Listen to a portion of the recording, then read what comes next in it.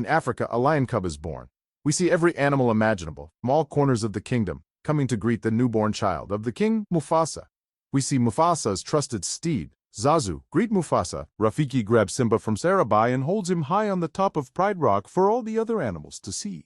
Then a light from the heavens shines down on the new king as everyone bows down in respect. We then meet Scar, who is Mufasa's smaller brother, trying to catch his dinner. Scar tries to eat Zazu, but Mufasa rescues Zazu. Mufasa is angry with Scar for not coming to Simba's ceremony. Young Simba rises with the morning sun, wanting his father to take him to see the kingdom. Mufasa then leads Simba to a rock, overseeing the kingdom that Simba will rule one day. Mufasa then tells Simba about the great circle of life. Simba then talks with his uncle Scar about ruling the kingdom and ruling over Scar. Scar tells Simba about the elephant graveyard, and Simba is intrigued by this bony place, and Scar has death in his eyes. Simba then tells Nala about the graveyard, and they go to great lengths to ditch the dodo bird Zazu because he was ordered to look after them. Simba and Nala run through the animals by the water hole so Zazu cannot see them. Zazu struggles to keep track of them, and Simba and Nala finally lose Zazu and find the elephant graveyard. We are then introduced to the hyenas. Simba and Nala are no match for these dogs.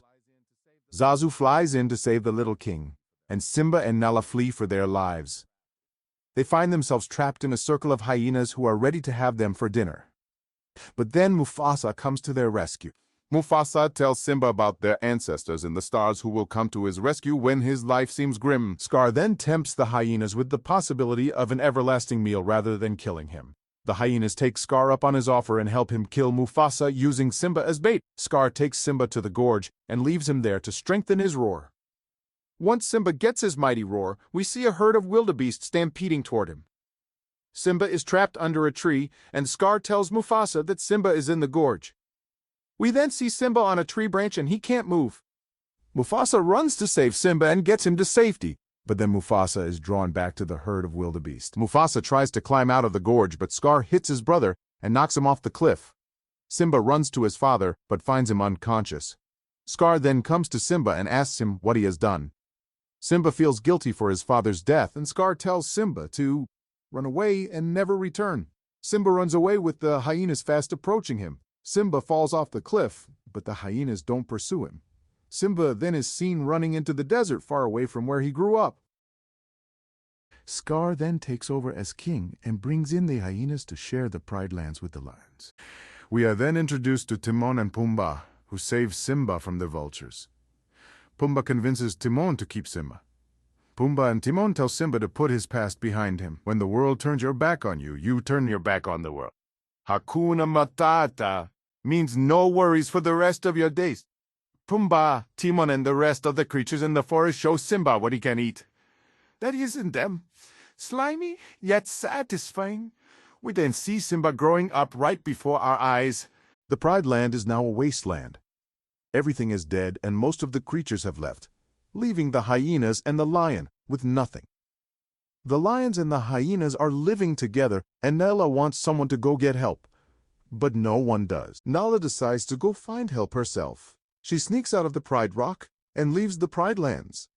Timon, Pumbaa, and Simba look up at the stars, and Simba tells them that the old kings are looking down on them, watching over them. Simba is feeling lonely and then walks away from Pumbaa and Timon and then lays down by himself thinking about his father. Rafiki then finds fur and realizes that Simba is alive and ready to be king. Simba's friends are enjoying a nice day just singing to their heart's content, but then a ferocious lion attacks them. They run for their lives, but Pumbaa is trapped. Wondering if he is going to make it out alive, Simba comes to his friend's rescue and jumps onto the lion and fights her. The lion pins Simba to the ground, and Simba realizes the lion is his old friend Nala. Nala tries to convince Simba to come back to the Pridelands. Simba doesn't want to, but enjoys seeing his old friend again. Timon and Pumbaa are afraid Simba and Nala will fall in love, and their trio will be down to 2. Simba is frustrated with Nala and then goes on a walk, where he meets a monkey who likes talking philosophy. Rafiki tells Simba he knows his father and to follow him. They both move through the forest and Rafiki shows him that his father lives within him. Simba then sees his father in the clouds and then realizes what he has to do, even though he doesn't want to. Simba runs back to the Pridelands, or what's left of them. Simba catches up to Nala and they both run back together. Simba sees his beloved Pridelands and is disgusted by how bad it is. Pumbaa and Timon join Simba in his fight. Simba and Nala use Pumbaa as bait so they can get through the hyenas and take on Scar.